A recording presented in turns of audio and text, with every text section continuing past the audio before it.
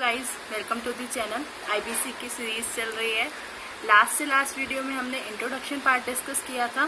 Last video में हमने section 1, 2, 3 discuss किया था। अब इस वीडियो में हम डिस्कस करेंगे सेक्शन 4 के आगे से। ठीक है, आपको मैंने बोला था कि आईबीसी में 255 सेक्शंस हैं और 5 पार्ट में डिवाइडेड है। ये सबसे पहला पार्ट हमारा प्रिलिमिनरी था, वो मैंने आपको लास्ट वीडियो में ख़त्म करा दिया है। ये है पार्ट टू है हमारा कॉर्पोरेट्स का। कंपनी के बारे में सारा पढ़ेंगे, रेजोल्यूशन, लिक्विडेशन, पूरा सारा इसमें कवर हो जाएगा। देखो, अब बात करते हैं सेक्शन 4 की। सेक्शन 4 कहता है कि आप कितना अमाउंट होगा तब आप आईबीसी में आके अपना केस लगा सकते हो, अपनी पिटीशंस लगा सकते हो।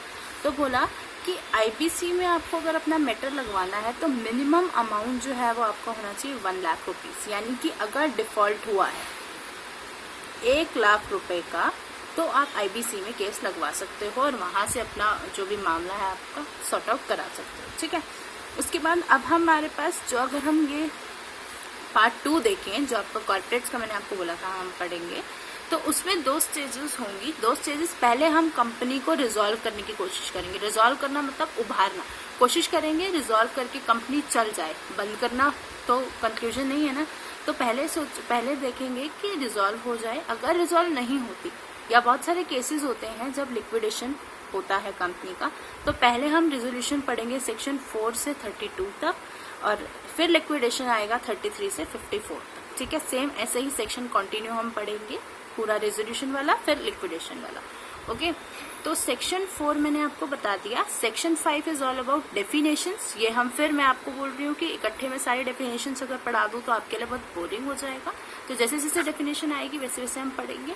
और सेक्शन 6 to 32 पूरा आपका प्रोसेस रहेगा। ठीक है, अब हम स्टार्ट कर रहे हैं सेक्शन 6 से। सेक्शन 6 पढ़ना है। सेक्शन 6 कहता है पर्सन हु में इनिशिएट CIRP, कॉर्पोरेट का इंसॉल्वेंसी रेजोल्यूशन प्रोसेस कौन कौन इनिशिएट शुरू कर सकता है। ठीक है, ये बताता है हमें सेक्शन 6। ये जानना बहुत ही जरूरी है। बोल रहा है कि इसमें कौन कौन शुरू कर सकता है। बोल रहा है कि जब एक कॉर्पोरेट डेटर मतलब कंपनी जब भी कमिट करेगी डिफॉल्ट, जब भी उसने डिफॉल्ट किया, किसी से डेट लिया था वो वापस नहीं किया, तो तब कौन कौन उसके अगेंस्ट एक्शन जो है वो इनिशिएट शुरू कर सकता है। तो फाइनेंशियल क्रेडिटर कर सकता है, ऑपरेशनल क्रेडिटर कर सकता है, और कॉर्पोरेट डेटर यानी कि कंपनी खुद भी कर सकती है।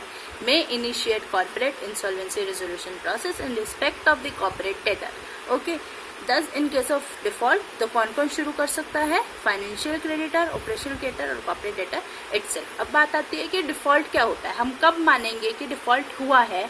अगर हमें एप्लीकेशन लगानी है तो पता होना चाहिए ना डिफॉल्ट कब हुआ है। तो डिफॉल्ट की डेफिनेशन देखो क्या होती है।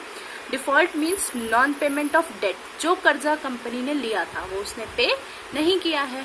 व्हेन, या तो पूरा ना दिया हो, या पार्ट में पैसा ना दिया हो, या उसकी कोई इंस्टॉलमेंट ना दी हो डेट की। ठीक है, ड्यू हो गई थी, पेबल थी, बट पे नहीं की है डेटर ने या फिर कॉर्पोरेट डेटर ने, एज अ केस में भी। तो इस स्टेज पे हम मानेंगे डिफॉल्ट हुआ है।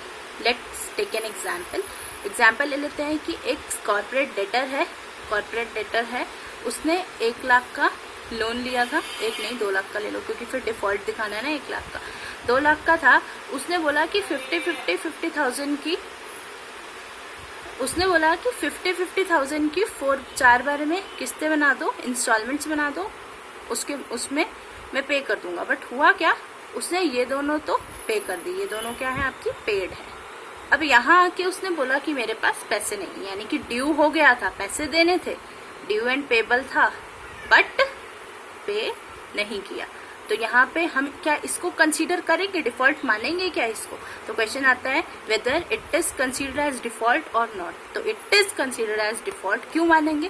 क्योंकि हमने बोला अगर एक उसने जो डेट लिया था, अगर उसकी एक इंस्टॉलमेंट नहीं दी है, अगर उसने इंस्टॉलमेंट नहीं दी ये वाली, तो हम उसको डिफॉल्ट कंसीडर करेंगे। और उसके बाद ये जिस बंदे ने यानी कि आप बोल सकते हो जिस क्रेडिटर ने इसको लोन दिया था, ये 2 लाख का, जिस क्रेडिटर ने लोन दिया था 2 लाख का, अब ये जो है इनिशिएट कर सकता है इसके खिलाफ प्रोसीडिंग्स। ठीक है, आईबीसी में एक्शन ले सकता है। अब इस वीडियो में इतना ही टॉपिक रखेंगे कि कौन कौन एक्शंस ले सकता है। अब इसके लिए हम पढ़ेंगे सेक्शन 7, इसके लिए पढ़ेंगे सेक्शन 8 और 9 बोथ, और इसके लिए पढ़ेंगे सेक्शन 10। तो ये 4 सेक्शन हम डिस्कस करेंगे नेक्स्ट क्लास में। पूरा प्रोसेस होता है कि कैसे कैसे एक फाइनेंशियल क्रेडिटर एप्लीकेशन लगाएगा, कैसे ऑपरेशनल क्रेडिटर लगाएगा, कैसे कॉर्पोरेट डेटर लगाएगा, कॉर्पोरेट एप्लीकांट लगाएगा। तो इसका एक तरीका होता है, पूरा प्रोसेस जो है वो सेक्शंस में पूरा दे रखा है, तो उसको हम डिस्कस करेंगे नेक्स्ट क्लास में। इस वीडियो के लिए इतना ही। Okay, thanks for watching, bye bye. Subscribe the channel for the next videos.